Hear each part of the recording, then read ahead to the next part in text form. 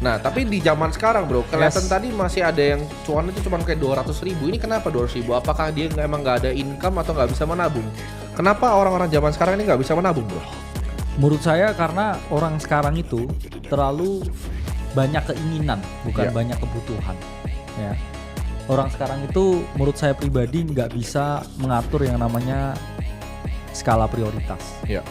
Jadi gajinya selalu habis bro. Karena dia selalu spending jauh lebih ya daripada yang harusnya dia spendingkan. Iya. Karena sebenarnya kalau kita ngomong kebutuhan ya kebutuhan tuh sedikit ya. Tapi keinginannya orang tuh yang selalu nggak terbatas. Apalagi Dan, banyak utang tuh, gimana kalau banyak utang? wah, saya tidak pernah nyaranin teman-teman untuk utang ya. Karena apa? Menurut saya 3 ya yang buat orang bangkrut ya. Ladies, liquor, and leverage. Cari manggar apa lu? Iya.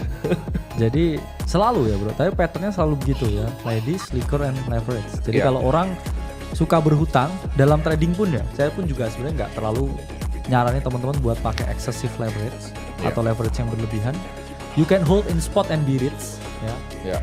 Karena saya 2 tahun pertama itu juga tanpa leverage, hanya bajing loncat naratif yang ilmunya semua saya curahkan di Aceh ya. Saya pun dulu sebenarnya juga nggak terlalu bisa ya menabung. Tapi hobinya apa? Belanja? Enggak, maksudnya saya investasikan uang. Oke. Jadi saya balik mindsetnya, oke saya nggak punya tabungan, tapi saya punya investasi. Ya. Karena menurut saya ya pada saat itu saya harus bergerak, harus moving. Ya. Jadi ya adalah tabungan cuman buat 3-4 bulan, tapi ya sifatnya nggak eksesif sampai bisa freedom. Jadi saya lebih aktif, ya, lebih agresif buat investasi dari uang yang harusnya itu saya tabung. Oke. Menurut gue yang paling powerful dari seseorang kalau mau bikin dia bebas secara finansial adalah punya pendapatan tuh. Income tuh menurut gue kemampuan paling kuatnya. Dan dengan berhutang, lu mengikis kemampuan paling kuat lu untuk membangun kekayaan. Karena lu sisihin untuk bayar cicilan kan dari income lu. Jadi income itu yang lu harus jaga, lu harus investasi semuanya. Nah investasinya kemana? Menurut gue nggak ada aset lain selain kripto, jujur ya. Nah nggak ada aset lain selain kripto menurut gue yang layak diinvestasikan di 2025 ini. Ya. Ini once in a lifetime buruan, abis itu lu nggak akan pernah dapat seperti ini lagi, bye-bye keretanya, tinggalin lu semua. Yes. Jadi kalau lu nggak take nggak mau belajar, nggak mau fokus untuk benar-benar dalamin gitu. 2025 saya harus ngerti kripto. Siapapun lu, regardless lu kerjanya apapun. Lu mau jadi manajer, taruh di Bitcoin uangnya 70%, 20% mulai sebar-sebar, sepersen belajar sambil bikin riset. Kadang gue gini kalau gue suka belajar tuh, gue itu suka beli dulu baru pelajarin di dalam. Ya. Contohnya kayak render, itu dari dia sebelum naik ke 4, gue itu udah beli, ya dari 1 tuh udah beli, tapi belinya nggak besar. Tapi gue pelajarin dulu, makin gue ngerti, wah makin dalam juga uangnya tuh. Punya exposure dulu. Biar kepaksa belajar. Ya. Jadi kadang kalau lu udah beli, lu kepaksa untuk belajar. Contoh, lu makanya gue bilang, kalau lu belum mulai kripto nih, beli Bitcoin dulu. Lu pasti kepaksa ngikutin beritanya. Ya. Ya kan? Nah orang tanya kan, kenapa sih gue, mungkin portofolio gue itu agak berbeda sama Bro Kakak. Bro Kakak mungkin Bitcoin bisa turun ke 50 nanti ketika mau all season. Ya. Kalau gue kan stay minimal 70. Nah dengan 70 nih banyak yang bingung, kenapa gue cuman, misalnya gue subscribe Bloomberg cuman untuk nge-cover Bitcoin. Jawabannya adalah karena aset gue berat sekali di situ dan gue mau tahu setiap pergerakannya, semua kanal berita itu apa keluarnya, Reuters ngomongnya apa, Wall Street Journal ngomonginnya apa. Gue mau tahu semua analis di Bloomberg tuh pandangannya apa terhadap Bitcoin gue, gitu. Jadi barangnya itu gue ikutin. That's why lu harus punya skin in the game. Yes. Harus mulai ya bro berinvestasi. Kalau enggak, gimana? Gue banyak lihat orang 40-50 tahun tapi nggak punya tabungan gitu. Ya kalau itu sulit ya. Karena dia memberikan beban ke orang sekitarnya. Betul. Jadi teman-teman ya sebaik-baiknya orang tuh orang yang bermanfaat untuk orang lain ya. Lebih bagus lagi kalau nggak nyusahin dulu. Seburuk-buruknya orang itu menurut saya orang yang selalu bergantung ke orang lain. Iya ya. Betul. Jadi take responsibility, take accountability, at least untuk diri kalian sendiri ya. Jadi gimana kalian pantas ya untuk orang lain? Kalau untuk diri sendiri aja kalian nggak pantas ya. Betul. Jadi jangan menyalahkan keadaan, mungkin menyalahkan diri sendiri lebih baik. Tapi kalau saya ini memang orangnya too harsh ya, to myself sendiri. Tapi ya lebih baik ya keras ke diri sendiri bro. Ya daripada kita nggak mau improve sebagai manusia dan kayak keras ke keadaan. Karena hati-hati kalian, kan kita udah selalu bilang bahwa cost of living di negara ini akan terus naik teman-teman. Di dunia. Ya di dunia sih, terutama di dunia. Ya. Bahkan kalau kalian lihat di US, harga rumah, wah itu naiknya luar biasa tahun ke tahun. Ya bahkan teman saya di Australia pun juga tinggi bro. Ya kesulitan ya sekarang beli properti ya. Jadi di dunia ini ya itu akan selalu naik teman-teman. Cost of living. Kalian dari makanan kalian, Ya. dari biaya pendidikan itu nggak akan pernah turun. Pasti. Karena sesimpel uang tuh semua orang mau, tapi ya sekolah bagus kan contoh sedikit gitu. Kalau lu mau sekolah anak lu di sekolah yang bagus, ya lu harus punya uang yang lebih dibanding orang lain. Itu cara dunia bekerja. Kalau lu nggak mau mainin game ini ya silakan jangan tinggal di dunia ini, lu pindah aja kan, pindah Mars planet. Pindah ke Mars. Di Mars pun ntar juga lebih mahal. Iya. Gitu loh.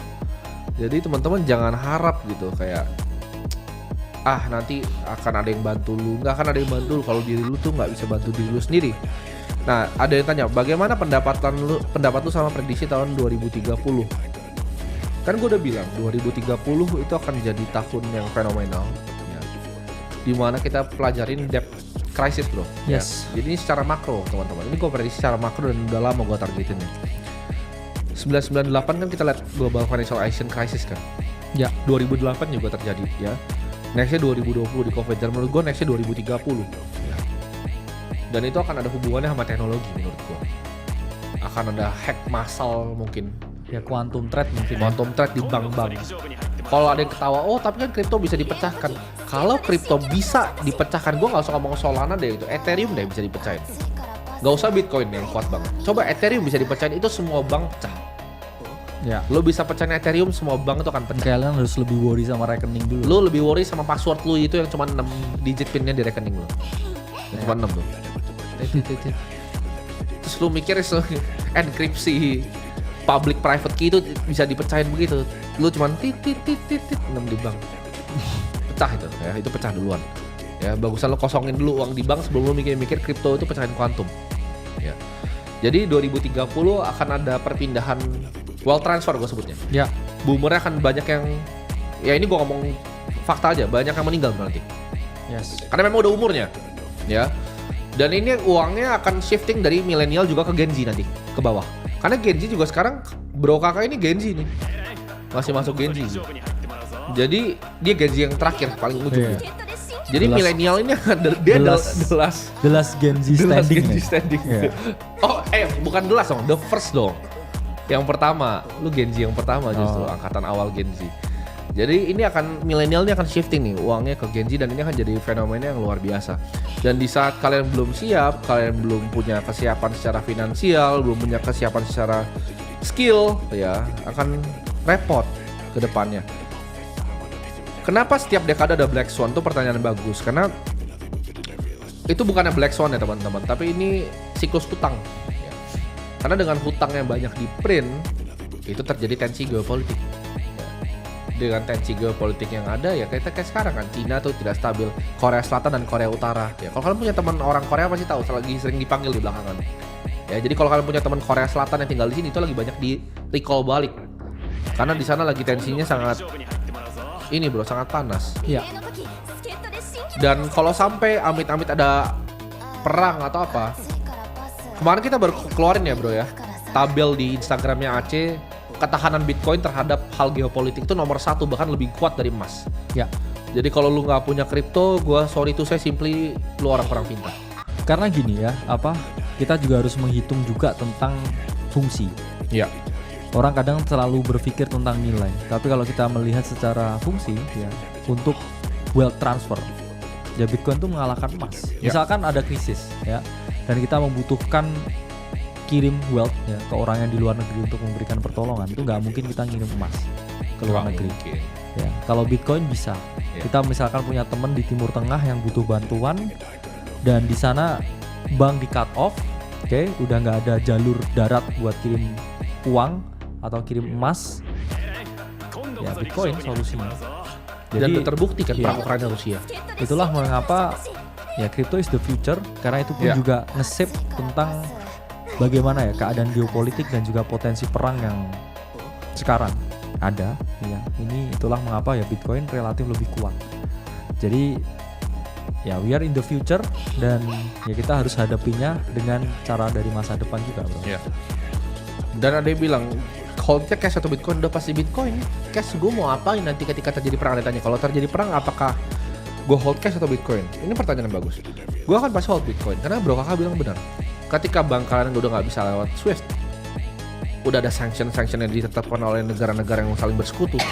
Ya lu mau ngapain? Lu harus bypass itu semua kan dengan apa? Bitcoin. Ya. Nah dia tanya kalau perang nuklir tadi dia bilang. Kalau perang nuklir apa yang akan terjadi sama Bitcoin? Ya tidak ada. Emang lu kira kita nggak running node sendiri?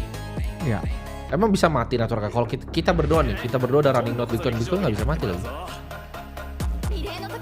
Emang lu kira orang Indonesia yang hebat-hebat nggak punya tambang Bitcoin di sini? Emang lu kira nggak ada hydropower energi di sini yang belakang dicolok tambang Bitcoin? Emang lu kira kita nggak punya? Ya kan? Iya. Kan banyak lagi kungfunya tuh banyak Bitcoin. Jadi lu kira emang perang nuklir di mana itu ngefek ke Bitcoin gua? Mimpi lu. Nah, lu kira orang-orang yang kayak BlackRock, Michael Saylor tuh bodoh itu. Mereka nggak punya tambangnya sendiri, nggak running node-nya. Lu kira ETF Bitcoin itu nomor 3 lo punya BlackRock. Ya. Lu kira Larry Fink bakal biarin bro ada perang nuklir terus kayak itu hancur? Itu uang yang mereka punya, uang bisa bakar negara teman-teman. Iya. Ya. Jadi harus forward thinking gitu ya. Ya.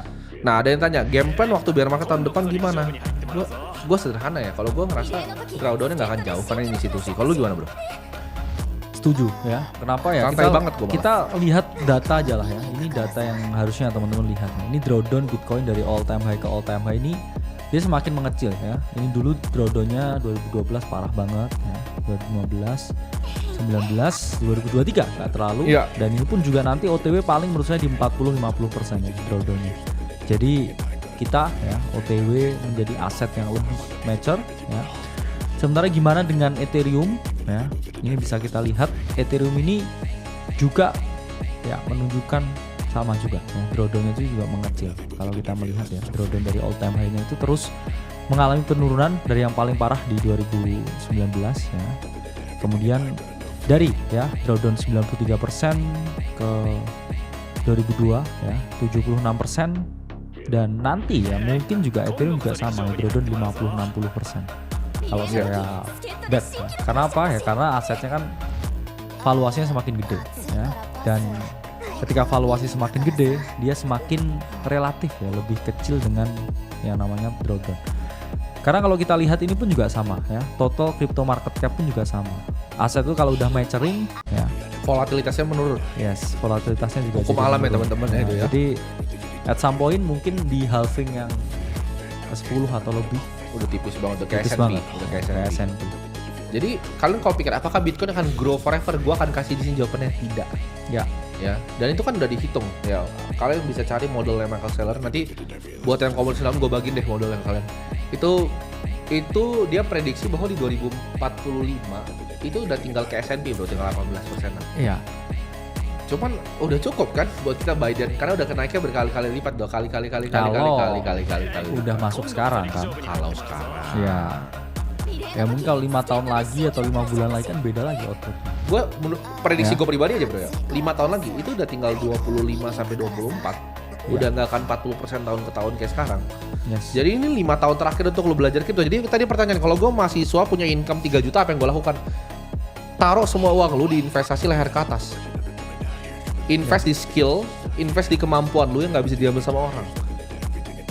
Upgrade income lo, ya kan? Taruh uang lo semua di kripto. Ya, that's how you win. Cuman itu jalannya beneran cuman itu menurut gua, ya. Kalau ada yang punya cara yang lain terserah. Tapi menurut gue cari itu cara paling gampang. Karena kita udah buktiin kan, kayak tadi uang bisa 300% dari SUI. Itu nggak ada di tempat lain, Iya. teman. Nggak ada di tempat lain.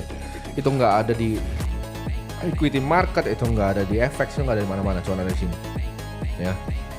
Dan real. Ada bilang, "Bang, bisa ikut member bulanan kah? Caranya bagaimana?" Lo nge-cost aja kalau bulanan ya. Iya. Kalau mau belajar, kita cuma cari yang mau serius untuk belajar ya bro ya.